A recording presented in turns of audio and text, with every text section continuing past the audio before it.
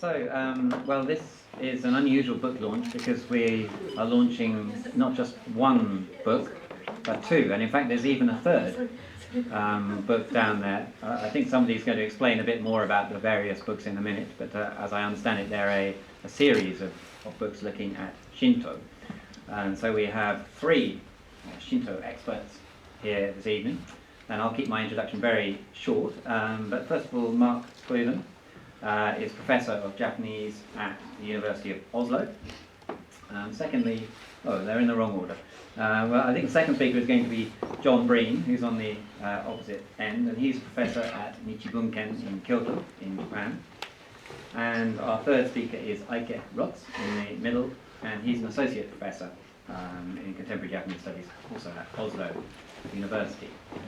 And they have a great list of publications, but since they're going to talk about some of them now, I won't go through all of those, and I'll hand straight over to you. Thank you.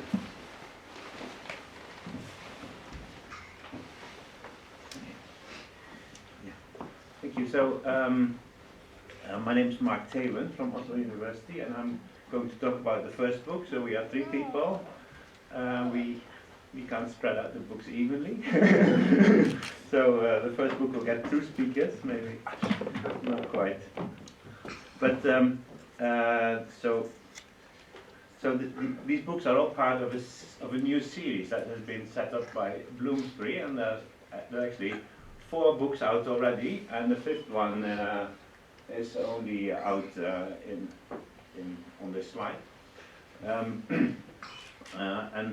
So this is the first ever English language series of research books on Shinto studies.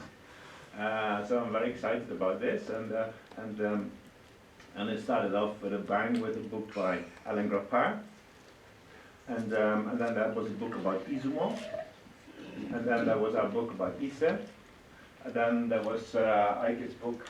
These are the two we're going to launch today, about about new ideas about Shinto that are shaping up in the present. And then there's going to be an edited volume of papers on Shinto and the Sea by Fabio Rambelli. That's the 5th book. And and they're all coming out in paperback after 18 months or something. So the first one is already out.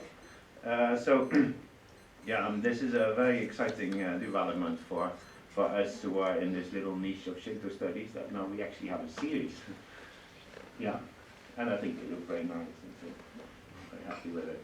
So Shinto studies has been a problematic field the whole way, John Breen and I actually launched this book here a while ago. And one of the problems with Shinto studies has been that it has been dominated by this its own question: what is Shinto actually, and what was it, and so on, and what is the concept of Shinto, and how can we trace it? How did it differ from Buddhism? Did it? How was it incorporated in Buddhism or not? And about all kinds of, very much on the level of ideas and concepts. So often I feel that these books, especially books that have history and Shinto in the same title, that they often have sort of posited there as some kind of Shinto idea, and then have been picking up facts from the past to find this idea in different periods, in different forms, sort of. Maybe that idea wasn't there yet. And our idea with this book, a previous book, the New History of Shinto, was to try to get around this trap by looking at a shrine, a myth, and a ritual that are nowadays regarded as at the very core of Shinto as an idea, and see what they were like before that idea of Shinto was actually conceived. So, because it's obvious, for example, that many shrines existed already 1,000 years ago, while the idea of Shinto, and even the term of Shinto as a concept, is much younger. So then when you see that the shrine, the myth, and the ritual have a history of their own that goes into a Buddhist phase, goes into a phase you don't really know what it is, and then also goes into a Shinto phase in the end. It's much easier to sort of to take also those non-Shinto histories of things that are Shinto today, take those things seriously and give them a place of pride in the historical, in the narrative, historical narrative. And then of course you have the other topic of, okay, this concept of Shinto, how did that develop? And how did that impact on the shrine, the myth, and the ritual? That was sort of what we did in our previous book. And when we were finished with it, John said to me that, yeah, it's a nice book, but it has a big hole in it, an Ise-shaped hole. There's nothing in it about Ise. So then we thought, okay, to finish this, we have to write about Ise. And this follows up on a trend, I think, a recent trend of focusing a bit in the same way, not on concepts or ideas or like Buddhism or whatever, but rather focus on concrete sites and look at the social history, the political history, the economic history, and also the conceptual, the history of ideas around these places.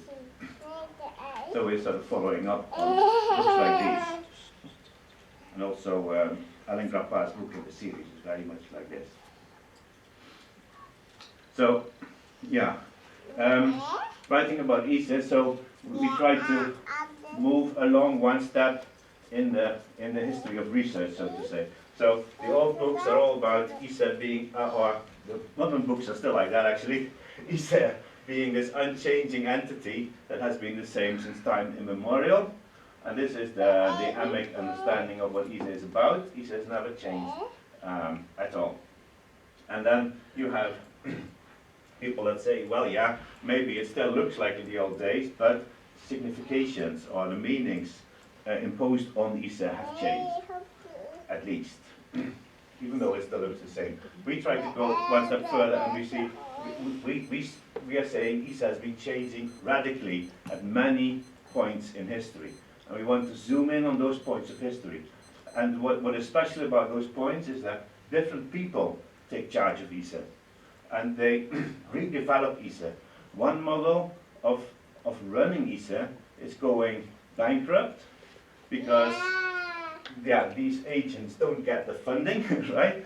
And they have to find new people to pay for the place, and they are undermining the previous agents, and they are targeting a new audience and reinventing it. And this happened about 8 times. So we zoom in on these 8 sort of very significant points in Ise's history and try to figure out what happened, this point and that point and that point. Where did it actually change hands? And what new story did that give rise to? So here are some of the more important ones. This is just a checklist. And yeah, there are some more at the bottom, I suppose. But so just to give you a very rapid run through, these are some of those points we zoomed in on. So first, we started from the beginning, basically. When was it created for the first time? And then who were the actors? And Ise started out, I think, so there's a theory that Ise was like a local cult taken over by the court. We don't believe that, and we think that this was an imperial place from the very start, and there was very little before. And you have the court's presence at Ise is symbolized by the abstinence priestess, an imperial priestess, unmarried daughter of the emperor, who was to worship these Ise deities or Amaterasu in the emperor's name. And then there were administrators at court who were also running the Jingikan, and you can see that in the beginning the office of the priestess has full control, and after a while, these all Nakatomi administrators start getting more and more influence. And then, so you can already see a shift of who is running the place. And this is under the Ritsuryo system, and then when that starts decaying, you get the priests undermining the power of the All Nakatomi court priests, although they still hang on, and the absent priestess just becomes defunct. And then, but this is based on land, so land donations. This was based on taxes coming from the court, so you get a new model. So rather than just getting money from the court, money going to the priestess, obviously, then you hear that the court, the Ritsuryo funding system is decaying, and we go into the Showa age, and then when it all goes through land donations, then you can see different agents come up. And also, of course, these agents have to make new stories because they're selling the place not to the emperor or the court, but they're selling it to warriors in the kanto. So they have to make up a new story about Ise and how is it good for you. Yeah, this is the end of the priestess, by the way. And then you get next phase from land to pilgrimage, which happens in the 15th century.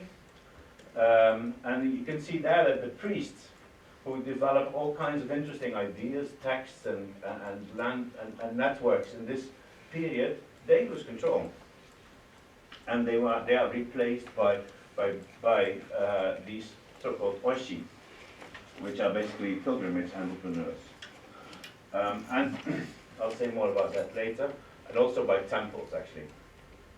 So these oshi, they last until 1868, 1871. But when we get into the Edo period, the shogunate steps in. The shogunate pays for the whole thing. So, and then Ise gets lined up with Nikko. It becomes a shogunal, a place of also shogunal authority. And at the same time, the oshi form town council, have some kind of autonomy that is gradually undermined by the shogunal magistrate. 1868, another change of agents, right, with the state coming in, and then we can add 1945 when Ise becomes private. We have yet another phase of development. So these are all key moments in the history of the place, and every time the story changes. So I just want to wrap up with some headlines from the Ise Post, the way they would have looked if they would have been in the newspaper at the time. So, and these are just some of those like moments when something decisive happened at Ise, and often this happens in quite dramatic fashion.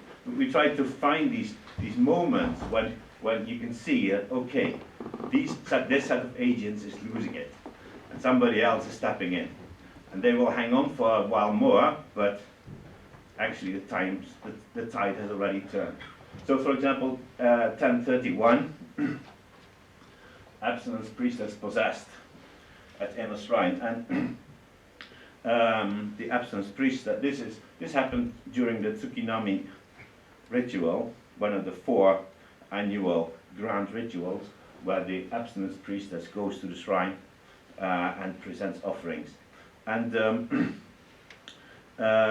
so you have to imagine it's night, the priestess is sitting in a pavilion within the in a precinct, and all of a sudden all the court envoys are there and so on, and also are the Rakida priests at the inner shrine. It starts raining, all of a sudden it starts thundering, the princess starts screaming, everybody runs over, and then she breaks into an oracle, saying that, the head of my office, he's sitting over there, and his wife, and they are, and this is Amaterasu speaking, they are cheating you. They have set up private Ise Shrines in their compound, and they are pretending to be mediums and they are saying that Amaterasu is doing miracles through them. And this has to be stopped. They have to be removed. And then so the shrine priests jump up, they drag these people out, they push them over the river, so they get out of the sacred area, so to say. And a few months later, they take all their farmers and they break into this compound, they burn down their shrines, and these people are actually exiled by the court after a while. So, and I argue that this sort of reflects that this is a typical incident that happened when this Ritsuryo system is decaying. And you can see now the power balance between the priests and the Nakatomi and the princess office as changing. And the princess office, they are desperate. They are losing out. They are not getting the land donations because they can't. They are caught, right? So while the others are, and you can also see that the priests are actually starting to win even over the Nakatomi people in this scramble for land rights and showan and so on. And they're all sort of trying to attract actually to give positions to these so-called tato, which are local strongmen looking after actually organizing the rice fields, managing the rice fields, and the priests and the Nakatomi, they have great jobs to give to them in this showan economy. The princess doesn't, and she's sort of trying to attract them in other ways by starting a kind of new religion, right? So here you can see, so you can interpret this as a kind of, okay, here we are entering a new way, and this is a new period, which is like the escape of Amaterasu from Ise, where she was isolated and contained into the wider world, with people giving Ise oracles and stuff like that. How am I for time? A few minutes more? Yeah. Okay. So this one, that's maybe the most dramatic event. This is the time when the priests that were winning here, they are losing out to this new pilgrimage entrepreneurs. Ise has developed into a pilgrimage center. The Ashikaga shoguns have been making huge pilgrimages there from the 1390s onwards. Markets have developed, permanent markets have developed at the shrines. Towns have developed in front of the shrines. Yamada at the outer shrine, Uji at the inner shrine. The priests are trying to control all these new pilgrimage entrepreneurs, these oshi. The oshi are not having it, so they are actually fighting, and so the priests are they have the title of tone, and these tone are sort of skimming off the profits of all the people who are actually working in the markets and doing some pilgrims at the side. And then these oshi, basically they call them jigenin at the time. These jigenin raise a militia and attack the priests, chase the priests into the shrine. The shrine is full of arrows. The priests are killed on the steps of the shrine and so on. And after that, the priest lose control over these people. This happened already in 1429, and then after that, you see that the priests are sort of out of the game, and you can see that you have the Yamada Jigenin or the Oshi and the Uji ones, and then you have next door you have the Kitabatake warlord, who is often entering into alliances with Uji to get at Yamada. So, and this is exactly what happens in 1486. So Uji and the warlord, they mob up Yamada, and the leader, who is called Enoki Kura, because he has this storehouse, right, which is his, he's basically a money man. He takes refuge at the outer shrine. He hides under the floor of the main shrine of the outer shrine, and he threatens to put it to torch it and to commit seppuku on the spot, basically desecrating the whole place. Neither the Uji people nor the warlord care. And then 2 days later, this is what he does. So the outer shrine building goes up in flames, and he kills himself there, right underneath the floor of it, with his whole party. And so the first priest of the inner shrine dies a few months afterwards. And according to a courtier diary, this is because he was so upset with all these Oshi people desecrating his shrine, while at the same time taking all the pilgrimage money, that he starved himself to death. And three weeks later, he was dead. So also, you can see a new group of people taking over. And with this also go all the sort of teachings that were developed by these priests before to sell Ise to warlords and so on. They go, because these Oshi, they're not interested in that kind of stuff. They're interested in Kagura and in purification rites, but not in all kinds of esoteric teachings about Ise, right? That goes right out of the window.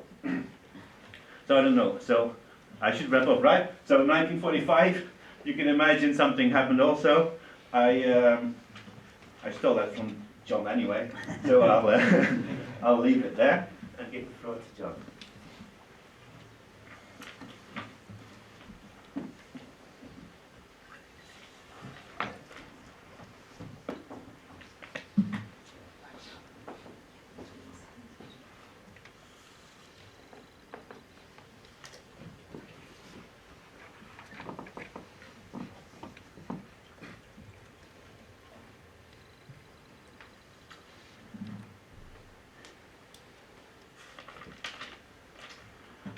Thank you everybody for coming on. Thank you, Jason, and everybody at Daiwa for facilitating this event. This year, as you all well know, is the 150th anniversary of the Meiji Restoration, the Meiji Revolution. And it's an invitation to us all to take stock and to reflect on its legacy in various different fields. With regard to the Ise Shrines at least, that legacy is pretty clear. One could say at least this, that Ise was by far the most popular pilgrimage site on the eve of the revolution. And in the wake of the revolution, it became almost overnight the modern state's most sacred site, the mausoleum of the imperial ancestors. The Ise Shrines, as we know them today, can be thought of as a product of the years of the reforms that began with the revolution in 1868. In my designated 15 minutes, I want to zoom in on one of those turning points that Mark referred to, and try and get at the pilgrim's experience during this tumultuous transfer from the early modern to the modern, from the Edo period to the Meiji period. And the prerequisite for such an undertaking is to have a much clearer grasp than we've had till now of Ise's complex spatial configurations. This map you can see here is the Ise Sangu Meisho Ichiran. And it's a pilgrim's guide to Ise, published in Kyoto in 1856. It includes all of Ise's major sites. But what we need to know is how the pilgrim negotiated these spaces. So I want to introduce to you Kiyokawa Hachiro. Now, Kiyokawa Hachiro is a 25-year-old samurai intellectual from Shonai domain in the northeast of Japan. He's going to serve as our guide. Now, in the third month of 1855, Kiyokawa left home with his mother and a servant for a 6-month round trip to Ise. And on the 27th day of the 4th month, Kiyokawa arrived here at the Miyakawa River, and he crossed into Yamada. And there, in the Mikkaichi Inn, he spent the night. The following morning, Kiyokawa and his party worshipped at the outer shrine here. They climbed Mount Takakura and venerated at the rock cave at the summit of the mountain. They descended the mountain, returned to the Mikkaichi Inn in Yamada, where Mikkaichi Dairyu performed kagura for their prosperity and their well-being and serve them up a feast. The following day, they set off along the pilgrim's path, through the Furuichi pleasure quarters and into Uji. And they followed the path down here until they climbed Mount Asama. And on the top of Mount, they climbed to the top of Mount Asama, and there they enjoyed the stunning vistas of Ise Bay. They moved further along the coast to Futami, where they worshipped, and then they backtracked to Uji and worshipped once more at the inner shrine of Ise. Now, on his way back to Yamada, Kiyokawa stopped at the Furuichi pleasure quarters at a brothel called the Aboraya, and that's where he spent the night. The following morning, he returned to Yamada, he packed his belongings and gave his farewells. Now, we've spent sufficient time in Kiyokawa's company to grasp what makes Ise a distinctive pilgrimage site. And it was most obviously so in these senses. First of all, Ise comprised two geographical centres. There was Yamada and there was Uji, built around two sacred sites, the outer shrine and the inner shrine. Now, pilgrimage studies might lead us to expect a single centre perhaps, but Ise had two, and as Mark has already hinted, it transpires that, at least from the Middle Ages onwards, Ise was a site divided against itself. And then the second thing is, Ise has as its epicentre, it has the Furuichi pleasure quarters. Furuichi straddled the pilgrim's path, so that pilgrims like Kiyokawa had simply no choice but to negotiate it. In the early 19th century, Furuichi accommodated 74 brothels, employing 1,000 women. And it was, for a time at least, the third largest pleasure quarters in the land.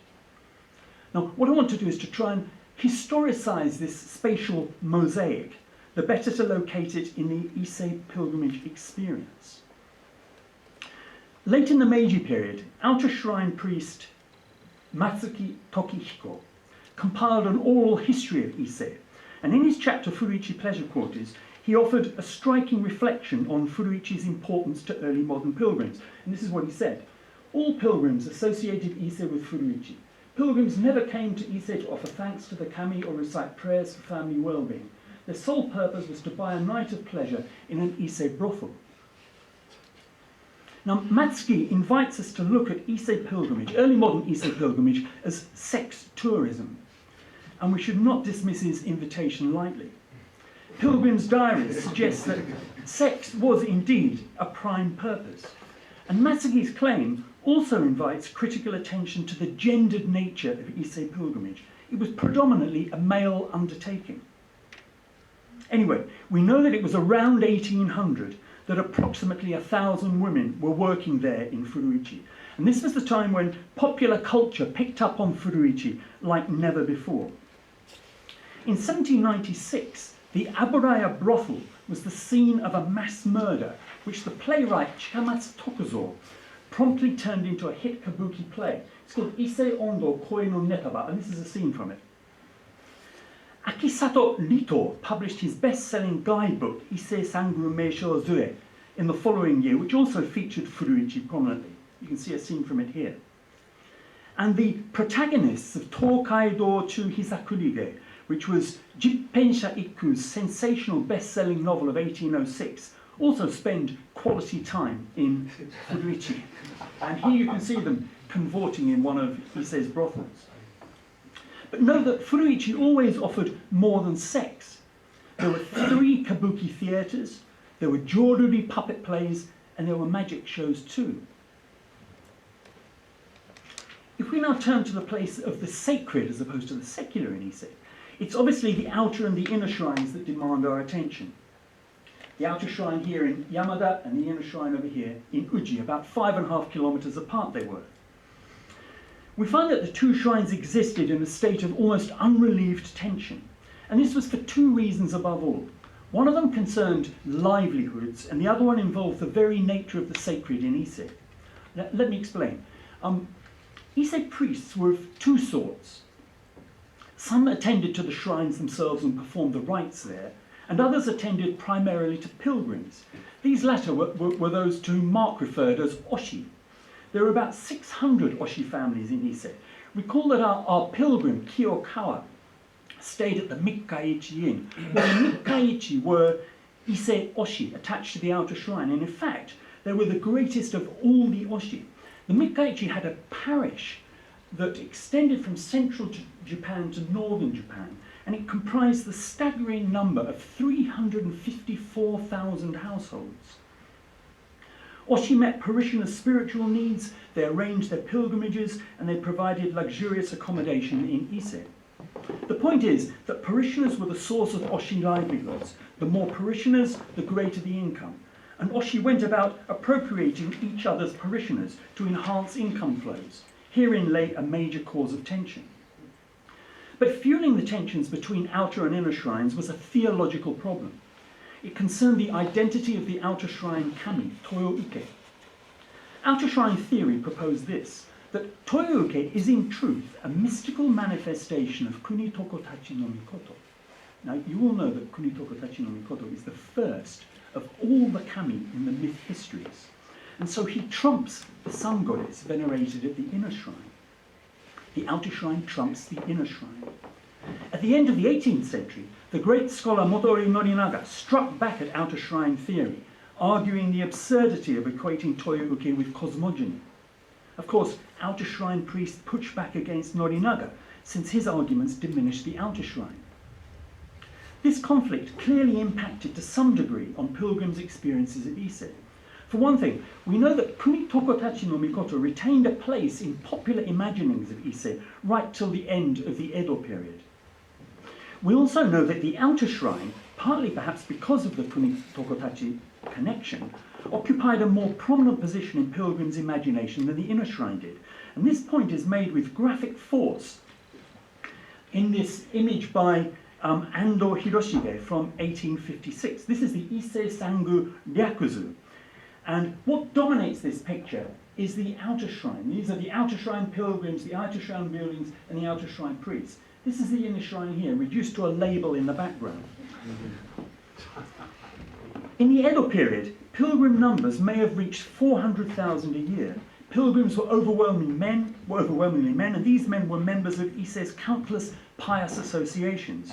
But on 3 occasions, most latterly in 1830, pilgrims came to Ise in their millions. Numbers were swollen by women, children, and indeed people of all social classes. And what generated these mass pilgrimages was not the expectation of sex, but the expectation of miraculous happenings, stories of which proliferated in these years. And I'll give you just one example. A 3-year-old child from Awa province is abandoned by his babysitter, who on a whim sets off to Ise. The child dies soon after and is buried. A month later, the babysitter returns, and lo and behold, she has the child on her back. The parents, in trepidation, open the child's grave and find therein an Ise amulet. Ise amulets, children and women, feature in almost all of the miracle stories that relate to Ise. Finally, I'd like to reflect on the issues of agency in early modern Ise pilgrimage, and 3 particular groups dominate. First of all, there are the priests who administer the outer and the inner shrines, performing rites there. Secondly, there are the Oshi, who ran the inns, who served pilgrims' spiritual needs, who actually served also as aldermen, and by the way, disseminated miracle stories. And thirdly, there are the women of Furuichi, who gave real meaning to early modern pilgrimage. And of these, only the Furuichi women survived the 1868 revolution. It's spring 1869, a year after the revolution, and the Meiji Emperor is poised to enter the inner shrine. Hey, Papa. You can see him here. This is the Meiji Emperor here. This is a moment of real historical drama because he's the first emperor ever to set foot in Ise. And the emperor's presence here locates Ise anew as a public imperial site. It defines Amaterasu, the kami venerated here, as his ancestress, and the emperor himself as her descendant. The new government builds its foundations on this imperial myth, and several things happen in quick succession. Government bureaucrats declare the inner shrine to be supreme, and they contemplate abolishing the outer shrine. They excise the entire Ise priesthood, replacing them with state appointees. The rites they performed are reconfigured.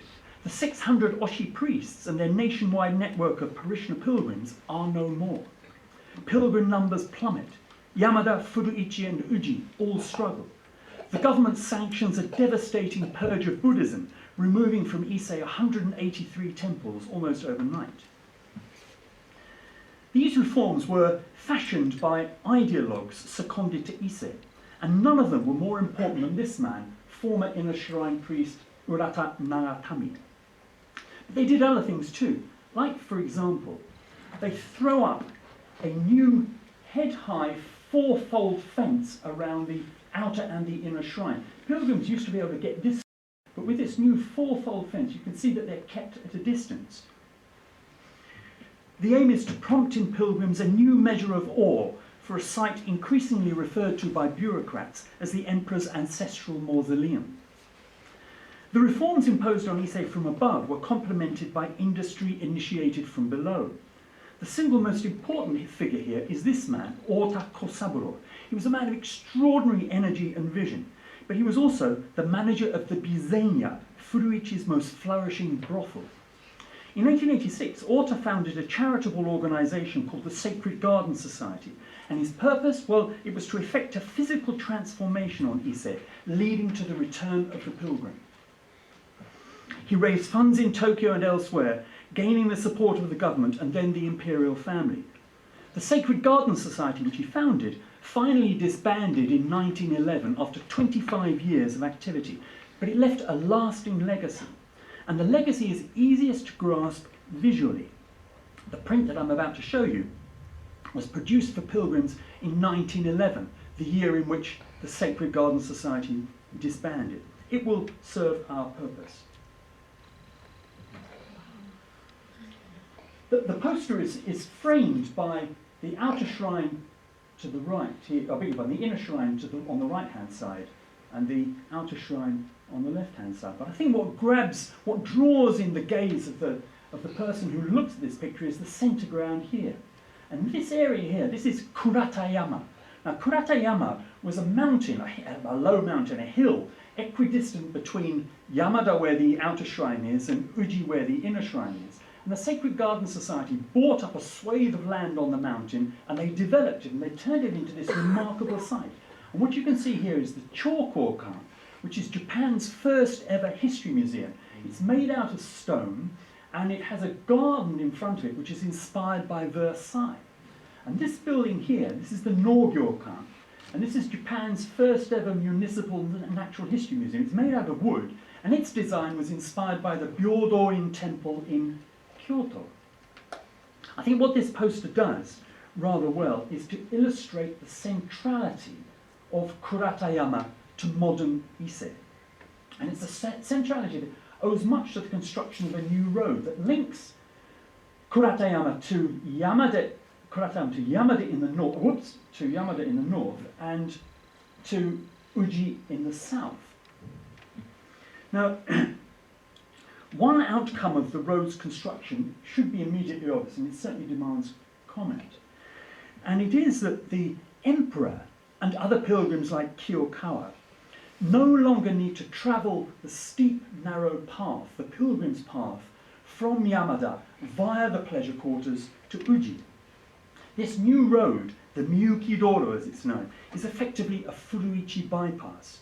It dislocates the pleasure quarters from Ise's epicenter and deals a fateful blow to Furuichi's fortunes. The inner and the outer shrines also have their sacred gardens. This is the inner shrine sacred garden in here. And this is the Shinto, which is a cannon-barreled tower. It's a cannon taken from a ship, from a Russian warship, and donated to the shrine by Admiral Torgo after the Russo-Japanese War. It suggests the close relationship between the military that Mark hinted at and Ise in the modern period. The garden itself comprises thousands of square metres of lawn linked by paths packed with white gravel. There are pines, there are plum, cherry and peach trees, and there are thousands of shrubs. And the consensus was that these garden spaces more than fulfilled their brief to entertain and to enlighten Ise's modern pilgrims. Finally, note the steam train as it chugs its way across Yamakawa into Yamada station. The advent of the steam train, as much as anything, brought pilgrims back to Ise in something like pre-Meiji numbers. There are streetcars too, which run between Yamada and Uji, and they also run from Yamada out to Futami on the coast. Steam trains and streetcars were as integral to Otto Saburo's vision of modern Ise as museums and garden spaces were. So now to my conclusion. There is, it seems to me, an imaginative legacy to all this endeavour. Early modern pilgrims headed to Ise in the expectation of fleshly pleasures and miraculous happenings. But modern pilgrims came to imagine Ise as something quite other, as a public, imperial, quintessentially modern space, but unique among the many such spaces to emerge in Meiji Japan. For Ise alone was the site of the emperor's ancestral mausoleum. Of all Japan's modern cities, Ise alone merited the moniker of divine capital. That's it.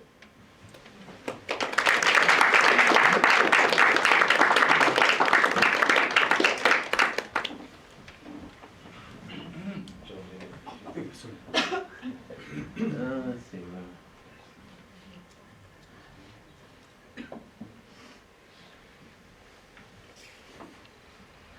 Yes, okay. First, thank you very much to the Daiwa Foundation for organizing this, and many thanks to Bloomsbury for having the whole series and for publishing these books, and thanks to all of you for being here today. Today I'm going to talk about my book, which is called Shinto Nature and Ideology in Contemporary Japan, Making Sacred Forest. I'm not going to summarize the whole book, which would be impossible in 15 minutes anyway, but I'm going to look at one case in particular. And since John and Mark have their book on Ise and have been talking about Ise, I also thought I'd talk about Ise today. And Ise is indeed one of the shrines that figures quite prominently in the book.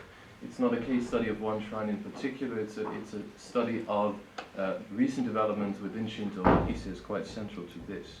And I think if there's one thing that is clear in Mark and John's book on Ise, is that there's an interesting paradox there, that on the one hand, Ise is often perceived and presented, certainly also within Japan, as a site of continuity from the ancient past until the present, a site where traditions are preserved. But at the same time, as they have shown throughout history, there are various moments in which Ise has gone through some significant transformations.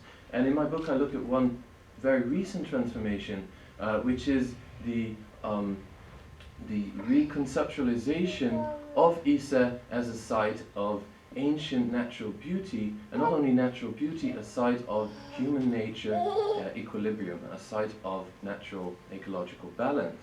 And this, I argue, has been quite central to ways in which Ise has been promoted for the recent Shikinen Sengu, the rebuilding of the Ise Shrines in 2013, but also some other events that have taken place, unprecedented events, international events that took place in Ise, at the Ise Shrines in recent years, where nature was quite central. Here we see a picture of a conference, large interreligious conference that took place in 2014, co-organized by Ise Jingu, the National Association of Shinto Shrines in Japan, and the Alliance of Religions and Conservation, led by Martin Palmer, which is a UK-based non-profit or non-government organization that wants to foster interreligious dialogue together with care for the natural environment on the part of religious actors. And there were representatives of so-called world religions, ranging from Taoism, Hinduism, various Christian denominations, Sikhism, Islam, Judaism, etc. And they all went to Ise together, and they all paid their respects to the sun goddess, interestingly. That was actually also received some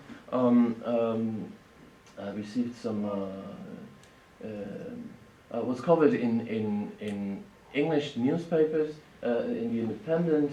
It was described as an example of the remarkable resurgence of, quote, Japan's ancient religion of Shintoism, which supposedly, that's my word, supposedly, sorry, but which has produced a new Japanese openness to the wider world. So Shinto is here presented as something ancient, something internationally oriented, and something green, an ecological tradition, and that this tradition has a lesson to teach the rest of the world. 1 year later, this may seem like a picture from ages ago, but this is only like 2-3 years ago. Indeed, these gentlemen, Hollande, Cameron, and Obama, were in power. It's hard to believe. They all went to Ise together to plant a tree. This was the G7 summit taking place in the vicinity of Ise, and it was reportedly it was the Prime Minister Abe himself who treasures Ise as the sacred center of Japan, central to his ideology, who insisted that the G7 was held at Ise and that they would all come together and engage in the symbolic practice of planting a tree. So also leading up to the Shiken and Sengu, the Association of Shinto Shrines actually hired an advertising company, a PR company, and together they devised a strategy for presenting how do we want to present Ise, how do we present Shinto to the world, and central to this was the idea of Shinto as a natural tradition that's good for the natural environment.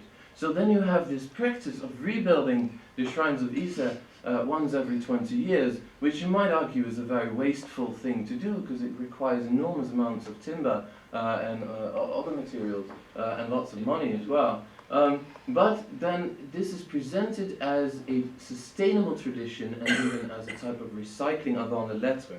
So the text that we see here is from an English language brochure that was published in 2010 together with this PR company, where it is written that, I'm not going to read the whole quotation, but it's written that the caretakers of the Grand Shrine of Ise have taken a conservation approach by preserving the natural resources of the area and planted and maintained the vast forest. That's interesting because actually the forest area of Ise, what was called Misomayama in medieval times, most of the time was severely depleted, and no timber from Ise's own forest could actually be used for the Shiken and Sengu since the Kamakura period, since 13th century, about for 700 years, because of deforestation and several natural disasters as a result. But that's not how it's presented. It's presented as conservation, ancient sustainability, and sort of ecological equilibrium, not only the shrine and the forest, but also the surrounding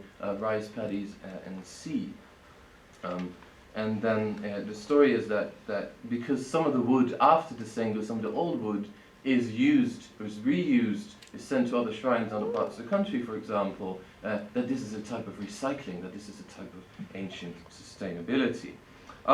In relation to this, there were several publications. This is a book with beautiful photographs by Inata Miori, a Japanese photographer, and it's a very interesting sort of a popular book, and the title says, the sacred side of water and forest, Ise Jingu, and it's an example of a presentation of Ise Jingu as, on the one hand, a site of great natural beauty, sort of mystical, where you can feel the sort of spiritual power, and also on the other hand, a site where people throughout the centuries have learned to live in harmony with nature. It was recently translated into English. It took them a few years, but they did in the end. And interestingly, the English title is Ise Jingu and the Origins of Japan. So it's even there the idea that this is the foundational site. This is where the nation originates even.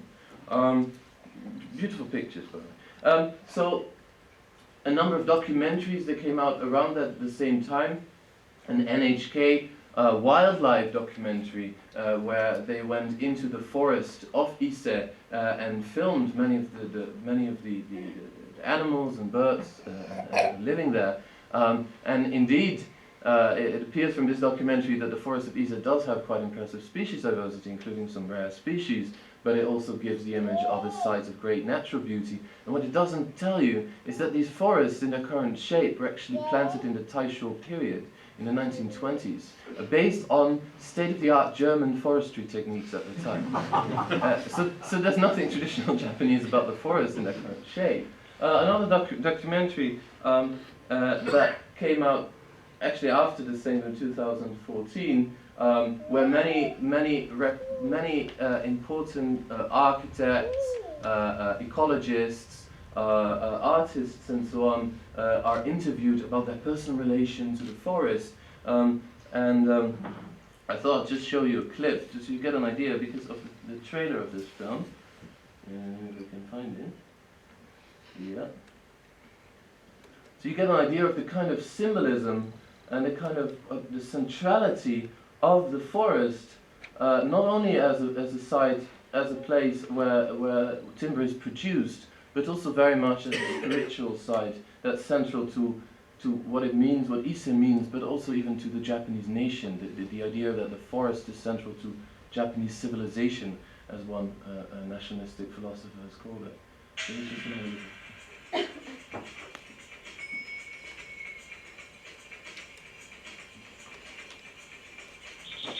And everything's mysterious and sustainable.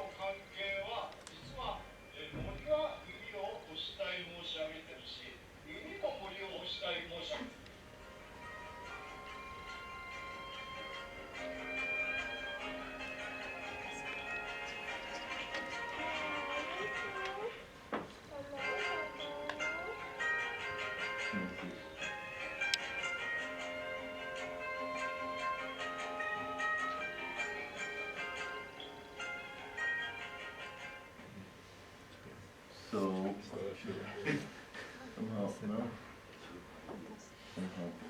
escape. Should I just try escape? Yeah, that works.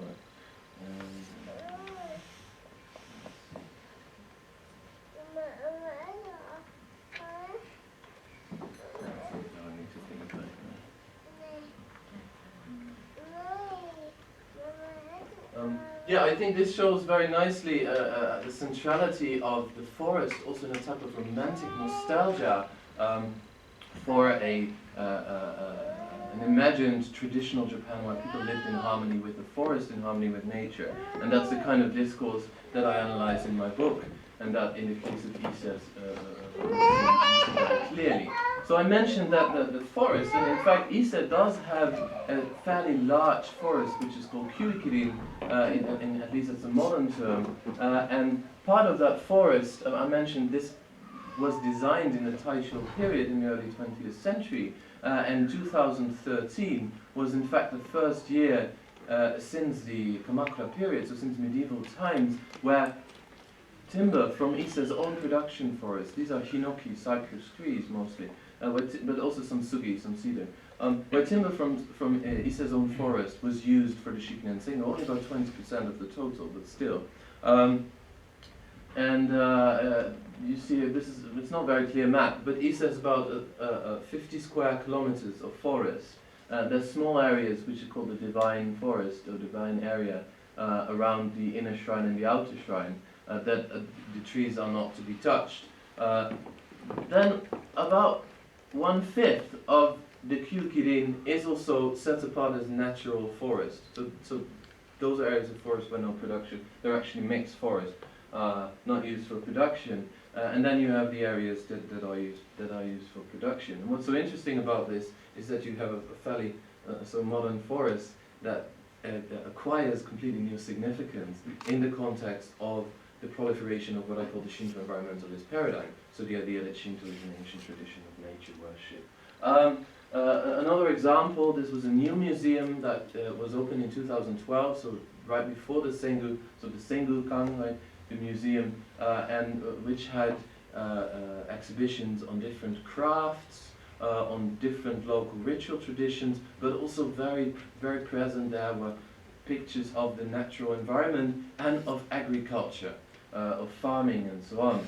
And this is one very typical in the sense that we see a rice paddy in the background, we see a typical shrine forest, or Chinjunomori as they're called in Japan. Chinjunomori are very central, it has become in recent years a very central concept to Shinto ideology, to Shinto self-definitions. Basically the term refers to the often very small, but the forests around shrines. And there are various projects throughout Japan to preserve shrine forests or even to plant new one. This Chinjunomori project is a reforestation project in Tohoku along the coast, where many of the coastal forests were destroyed by the tsunami in 2011. Two of the people actually we saw in the clip that I showed you, one of them is also a Tohoku reforestation local community leader. Other person, Miyawaki Akira, is globally active, also throughout Asia, in reforestation initiatives. And the shrine forest becomes their core symbol. So these are not necessarily Shinto people, but they're people who use the shrine forest as a symbol for sort of restoring a lost Japan, as they see it. But also the Association of Shinto Shrines, generally conservative umbrella organization for all Shinto shrines, has embraced this concept of Chinjunomori. Tanaka Tsunekyo, who is the current president of the Association of Shinto Shrines, he describes shrine forests as the cradle of Japanese civilization. This is where Japanese society started. People came together to worship in the forest. And that origins of Japanese society as worshipping in the forest, that supposedly is best preserved in Ise, despite the fact that the forest there has changed quite a lot throughout history. So I'm gonna end with that, and if you want to learn more about this, then buy my book. This idea indeed that the Shinto environmentalist paradigm, which I define as Shinto's reconceptualization as an ancient tradition of nature worship, not only, but also the idea that this ancient tradition contains important physical, cultural, and ethical resources protecting the environmental crisis. It's an idea that resonates with popular images or images in popular culture, not least the films of Miyazaki Hayao, for example, and that has also spread globally. And if you read, on social media and blogs and so on, there is a growing interest in Shinto on the part of European, American, non-Japanese, and especially this aspect is what people find interesting. And outside Japan, people start worshipping Shinto kami and so on because they see it as a kind of pagan nature religion. I mentioned the cooperation of the Association of Shinto Shrines with the Alliance of Religions and Conservation. So it's very much a global development. It's a very exciting development, but at the same time it also goes together with very strong sort of nationalist notions of the forest and ecology as central to what it means to be Japanese. So I think I'll stop there. And,